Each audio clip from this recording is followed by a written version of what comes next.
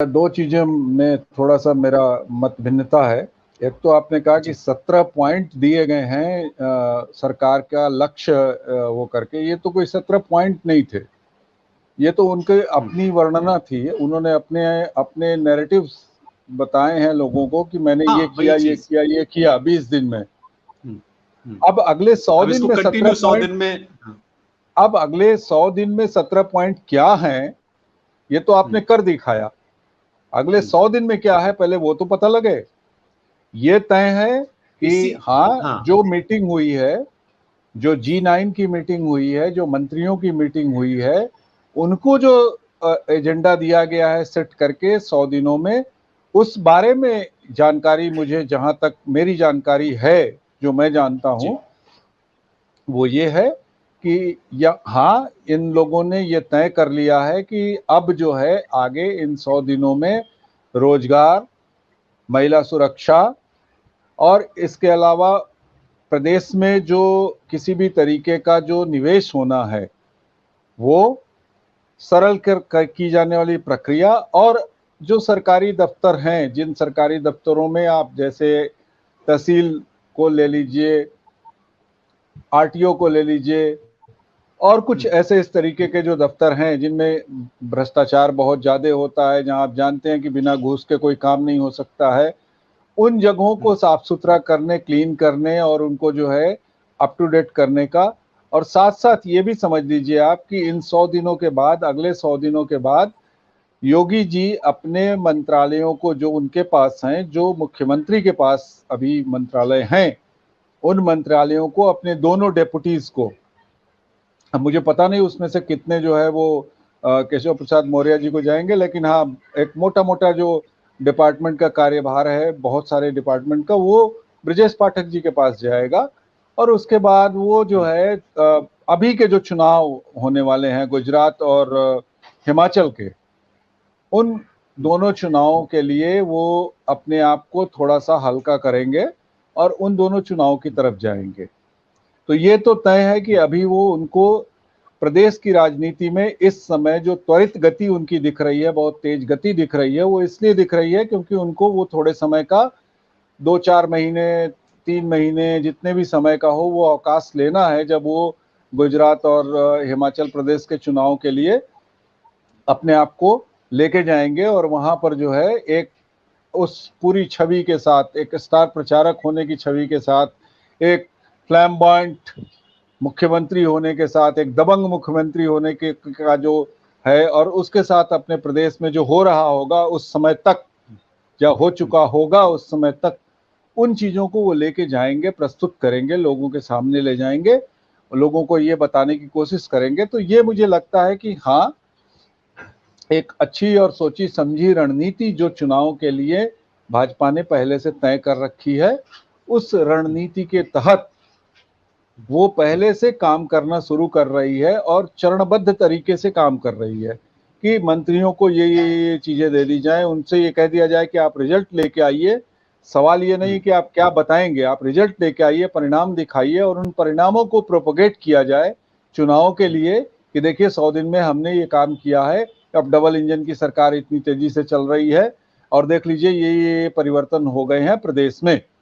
अच्छा शिवम, जब रविकांत जी अभी पहले बोल रहे थे तो मेरे मन में एक सवाल उठा कि जैसे कह रहे थे कि वहाँ गुजरात में अल्पसंख्यक और फिर यहाँ अल्पसंख्यक अल्पसंख्यक अल्पसंख्यक अल्पसंख्यक, तो अब तो देखिए दो चीजें हो गई हैं। एक तो चुनाव हो गया है और अब अल्पसंख्यक बहुसंख्यक किसने किसको वोट दिया, किसने किसको वोट नहीं दिया, और किसका क्या वर्गीकरण रहा, कौन पॉकेट किसको वोट दे के चला गया, क्या किया क्या नहीं किया, वो तो खत्म हो गई बात। अब तो अगले 5 साल में तो कुछ ऐसा होना ही नहीं है, जो हो रहा है वो हो रहा है। अब तो बात हो रही है प्रशासनिक ढांचे की, सरकार की कार्यप्रणाली की और सरकार की क्रियाशीलता की। तो अब हम तो चर्चा उस पर कर रहे हैं। तो उस स्थिति में देखिए, जैसा अभी शीतल जी कह रहे थे, उनकी बात भी बिल्कुल सही है कि ये एक बहुत बड़ा अभी इन लोगों के लिए नैरेटिव सेट करने का समय है, जब ये नैरेटिव सेट करेंगे और ये बताएंगे कि भाई हाँ ठीक है, कुछ ऐसे उपद्रवी तत्व हैं, अब उनमें वो पता नहीं किस समुदाय को, किस धर्म विशेष को, या किसको टारगेट करें या किसको ले जाएं, ये तो नहीं कहा जा सकता। लेकिन हाँ, उनको जो है, अब जब तक भाई देखिए, अब आपने कई बार मुझसे कहा कि आप हमेशा दृष्टांतों में बात करते हैं, तो जी। मैंने अभी एक छोटी सी कविता जो है विनीता को भेजी थी आज ही के लिए, और मुझे लगता है कि भाई रावण जो है उसका मर जाना, वो उससे रामलीला खत्म हो जाती है। तो रामलीला के लिए रावण बहुत जरूरी होता है।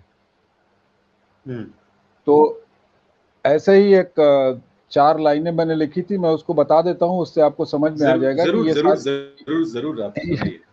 थोड़ा इंटरेस्टिंग भी हो जाएगा और हल्का लाइटर नोट पे हम लोग चले जाएंगे।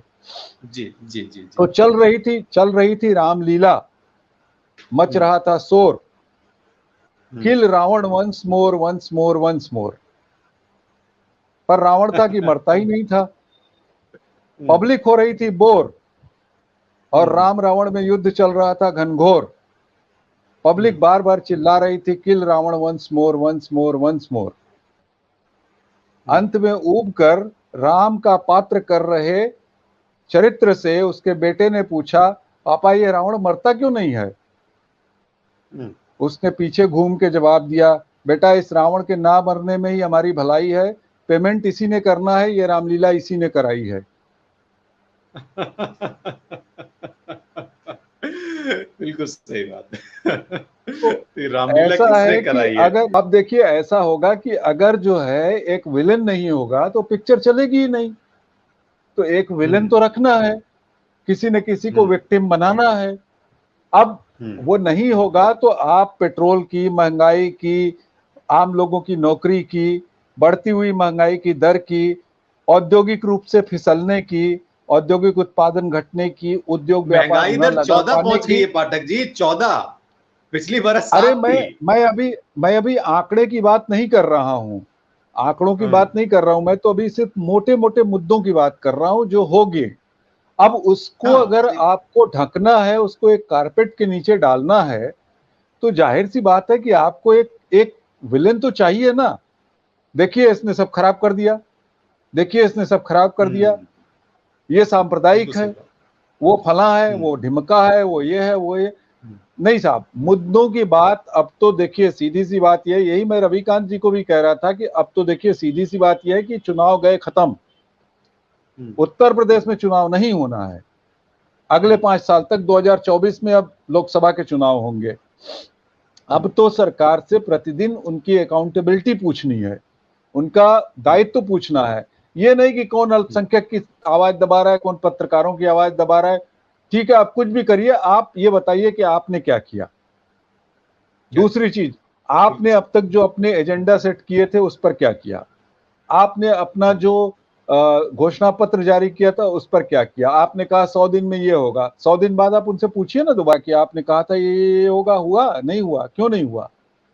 अरे मुझे तो ये नहीं समझ में आता कि 5 साल पहले जब इन लोगों ने घोषणा की थी कि गंगा जी साफ कर देंगे, स्वच्छ गंगा अभियान, उसमें न जाने कितने हजार करोड़ रुपए शायद डाले थे, और उमा भारती जी ने कहा था कि अगर गंगा साफ नहीं हुई अगले 2 सालों में तो हम जल समाधि ले लेंगे। अब उमा भारती जी मंत्री भी नहीं है, वो पैसे कहां गए पता भी नहीं है, जल गंगा जी समाधि साफ हुई उन्होंने भी नहीं। ले ली ना, वो कहां दिखाई दे रही हैं आजकल? नहीं नहीं आजकल नहीं, खामोश हैं वो जीवित हैं, वो चल फिर रही हैं, वो ठीक हैं, स्वस्थ हैं, और ईश्वर उनको स्वस्थ रखे। लेकिन मेरा पूछना तो ये है कि गंगा जी में नाले तो बदस्तूर अभी भी वैसे ही बह रहे हैं, धारा अविरल और विमल नहीं हुई। और आप हमसे जुड़े रहने के लिए सब्सक्राइब करें YouTube पर, फॉलो करें ट्विटर पर और लाइक करें Facebook पर। और ज्यादा जानकारी के लिए आपको टाइप करना होगा सिर्फ न्यूज नशा।